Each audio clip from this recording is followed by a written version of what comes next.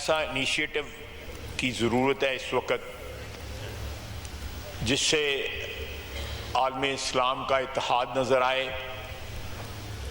اور اسرائیل کے ساتھ جہاں جہاں بھی اسلامی دنیا میں تعلقات ہیں ان کو منقطع ہونا چاہیے. بچوں کے قاتل، خواتین کے قاتل، فلسطین کی تباہی کے ذمہ دار، ان کے ہاتھ خون میں، مسلمانوں کے خون میں رنگے ہوئے ہیں، فلسطینیوں کے خون میں رنگے ہوئے ہیں. اس ہاتھ کو جھٹک دینا چاہیے، اس ہاتھ کے ساتھ ہاتھ نہیں ملانا چاہیے. مسلم دنیا کے کچھ ممالک کے اسرائیل سے تعلقات ہیں، وہ تعلقات منقطع کر دیں. مسلمان ممالک مل کر ایسی اسٹریٹجی بنائیں جس سے اسرائیل کا مقابلہ کیا جا سکے. ایسے اقدامات کی ضرورت ہے جن سے عالم اسلام کا اتحاد نظر آئے. وزیر دفاع خواجہ آصف کی ایران پر اسرائیلی حملوں کی شدید مذمت. قومی اسمبلی میں اظہار خیال کرتے ہوئے کہا کہ ہمارے ایران کے ساتھ ایسے رشتے ہیں جس کی تاریخ میں کم مثال ملتی ہے. کل ایران میں ان کی ایٹمی تنصیبات کو نشانہ بنایا گیا. اسرائیل فلسطینی بچوں پر ظلم ڈھا رہا ہے. غیر مسلموں کے ضمیر جاگ رہے ہیں لیکن مسلمانوں کے نہیں. اسلامی ممالک میں اس طرح آواز نہیں اٹھ رہی جس طرح اٹھنی چاہیے. کہا کہ OIC کا اجلاس بلایا جائے.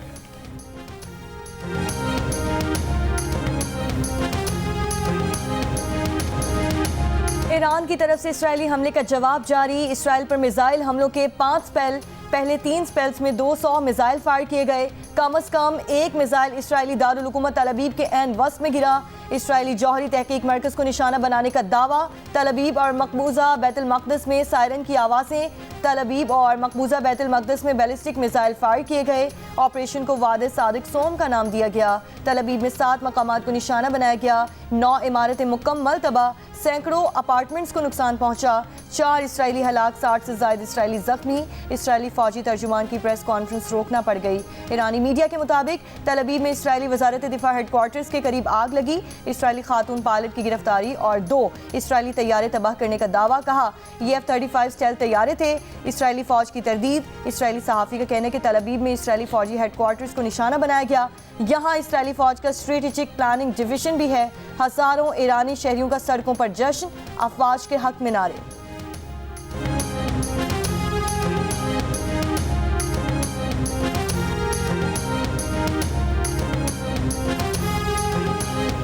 میزائل حملوں میں 150 اسرائیلی اہداف کو نشانہ بنایا. ایرانی پاسداران انقلاب نے کہا ہے کہ ایرانی فضائیہ نے مقبوضہ علاقوں میں بیلسٹک میزائل اور ڈرون سے حملے کیے.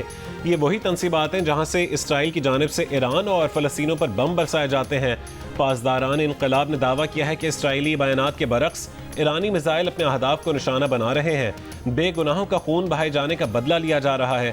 ساتھ ہی خبردار کیا کہ ایران کی سیکیورٹی سرخ لکیر ہے جس پر حملے کا فیصلہ کن جواب دیا جائے.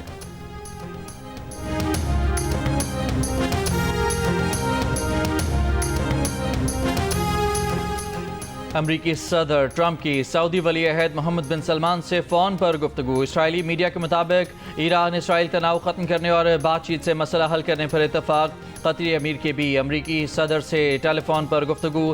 ایران اسرائیل کشیدگی میں کمی اور سفارتی حل پر گفتگو.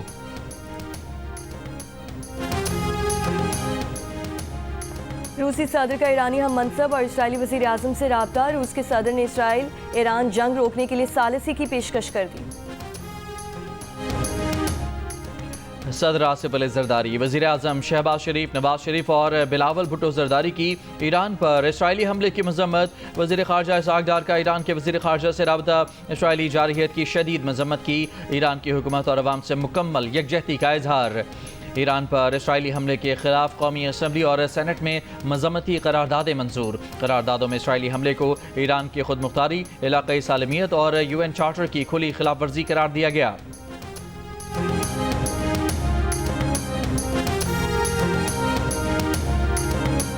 جمعے کو ایران پر حملوں کے بعد اسرائیلی وزیر اعظم کا بھی بھارتی وزیر اعظم کو ٹیلی فون.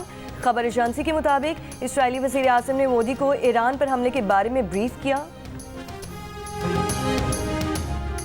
ہزاروں ایرانی شہریوں کے اسرائیل کے خلاف دارالحکومت تہران سمیت مختلف شہروں میں مظاہرے. مظاہرین کا ایران حکومت سے اسرائیل کے خلاف بھرپور کارروائی کا مطالبہ. ایرانی ایٹمی تنصیبات پر حملہ تو ہوا ہے لیکن وہاں سے تابکاری کا ایک ثبوت نہیں ملا. ایرانی حکام کی بین الاقوامی ایٹمی توانائی ایجنسی کو تصدیق. IAEA کے سربراہ رافیل گروسی نے کہا ہے کہ وہ ایران کا دورہ کرنے کو تیار ہے تاکہ نیتنز کی ایٹمی تنصیب پر اسرائیلی حملے کے بعد کی صورتحال کا خود جائزہ لے سکیں۔ IAEA نے ایرانی ایٹمی تنصیبات پر حملے کو تشویشناک قرار دیا اور کہا ادارے کا یہ موقف رہا ہے کہ حالات کیسے بھی کیوں نہ ہو مگر ایٹمی تنصیبات کو کبھی نشانہ نہیں بنانا چاہیے کیونکہ اس سے انسان اور ماحول دونوں کو نقصان پہنچ سکتا ہے۔ تنظیم نے یہ بھی کہا کہ ایٹمی تنصیبات پر حملہ اقوام متحدہ کی چارٹر اور بین الاقوامی قانون کی خلاف ورزی ہے۔ اس سے پہلے IAEA نے جمعرات میں اپنے بیان میں ایران کو جوہری عدم پھیلاؤ کی خلاف ورزی کا مرتکب قرار دیا تھا۔ اسرائیل کا نیتنز کے بعد اصفہان کی ایٹمی تنصیب پر بھی حملہ۔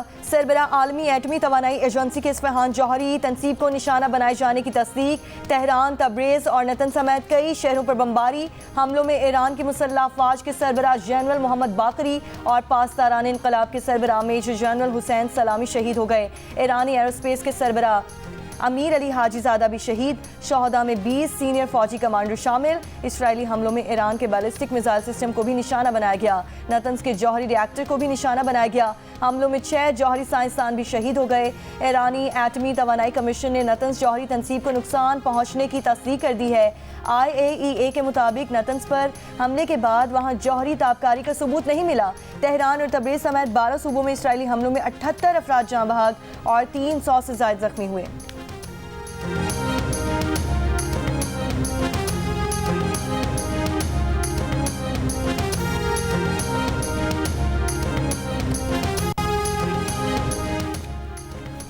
اسرائیل کا جمعے کی رات ایران کے زیادہ تر بیلسٹک میزائلوں کو فضا میں تباہ کرنے کا دعویٰ۔ ایلات شہر کی جانب داغے گئے ایرانی میزائل حملے ناکام بنانے اور یمن سے حوثی اکثریتی جماعت انصار اللہ کی جانب سے فائر میزائل فضا میں تباہ کرنے کا بھی دعویٰ۔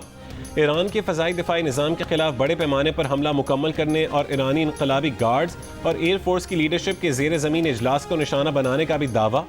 سینئر امریکی عہدیدار کا کہنا ہے کہ امریکہ ایرانی میزائلوں کو روکنے میں اسرائیل کی مدد کر رہا ہے۔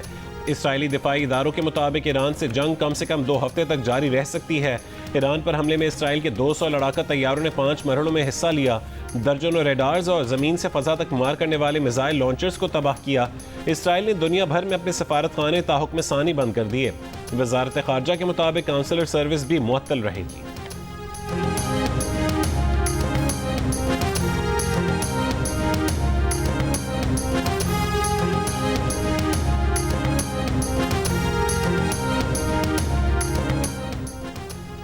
اسرائیلی وزیر اعظم نیتن یاہو کا ایران پر حملے جاری رکھنے کا اعلان۔ کہا ایران کی میزائل تیاری کی صلاحیت کو مکمل تباہ کر دیں گے۔ ایران کے خلاف جاری کارروائیوں کا کوئی ٹائم فریم نہیں دے سکتے۔ ساتھ ہی کہا ایرانی رد عمل سخت ہو سکتا ہے، آنے والے دن مشکل ہو سکتے ہیں۔ اسرائیلی وزیر دفاع نے کہا کہ شہری علاقوں پر میزائل داغ کر ایران نے سرخ لکیر پامال کی، ایران کو خمیازہ بھگتنا ہوگا۔ اسرائیل کو حملے کے بعد بھاگنے نہیں دیں گے، ہماری فوج تیار ہے۔ ایرانی حکومت اور عوام فوج کے پیچھے کھڑے ہیں۔ ایران کے سپریم لیڈر آیت اللہ علی خامنائی کا ایرانی عوام سے خطاب۔ کہا کہ ایران کی مسلح افواج اسرائیل کو مفلوج کر کے دم لیں گی۔ صہیونی ریاست کو اپنے جرائم کا خمیازہ بھگتنا پڑے گا۔ اسرائیل سزا سے نہیں بچ سکے گا۔ انہوں نے کہا کہ اسرائیلی حملوں کا جواب دینے میں کوئی کوتاہی نہیں برتی گئی۔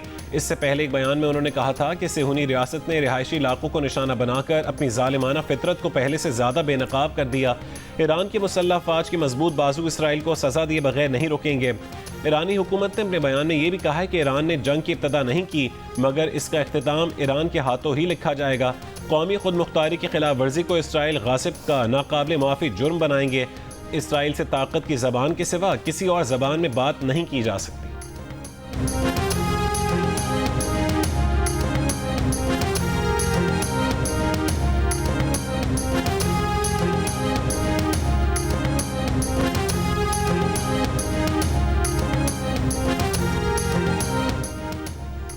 اور امریکہ نے خبردار کیا ہے کہ ایران نے امریکی شہریوں، اڈوں یا دیگر بنیادی ڈھانچے کو نشانہ بنایا تو اس کے سنگین نتائج برآمد ہوں گے۔ سلامتی کونسل میں بیان میں کہا کہ اسرائیل کا ایران پر حملہ اپنے دفاع کے لیے ضروری ہے۔ ایران کبھی بھی جوہری ہتھیار حاصل نہ کر سکے، اس کے لیے کوششیں جاری رکھیں گے۔ ایرانی قیادت کا اس وقت مذاکرات کرنا دانشمندانہ ہوگا۔ امریکہ کو اسرائیلی حملوں کی اطلاع پہلے ہی دے دی گئی تھی، لیکن امریکہ حملوں میں ملوث نہیں۔